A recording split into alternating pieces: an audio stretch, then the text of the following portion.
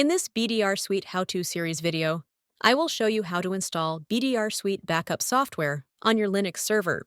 First, head over to the BDRSuite website and click Start Free Trial. You can deploy BDRSuite's self-hosted centralized management console on-premise, in the cloud, on Windows or Linux machines, or even as a Docker container. As a first step, download BDRSuite's Linux installer.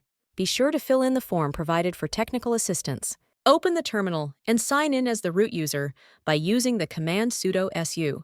Then, locate the BDRSuite Backup Server setup file. Next, run the BDRSuite Backup Server sh file. Enter yes to proceed for the installation. Following that, read the agreement. Enter yes to agree the license terms and proceed. You can choose to deploy BDRSuite as a standalone installation for a single server to manage all tasks, or choose cluster installation for greater scalability. In this video, we'll cover the standalone installation. Backup Server and its components will be installed in the default folder. You can also modify this location if you prefer. You can also customize the installation location of the PostgreSQL if required.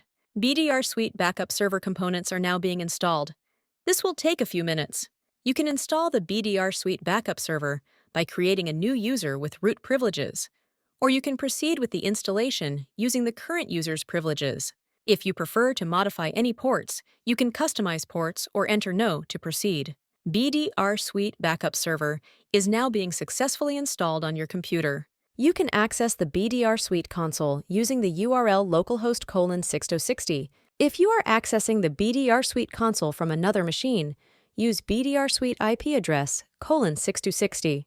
The default username and password, both set to admin, will be autofilled. Just click Sign In.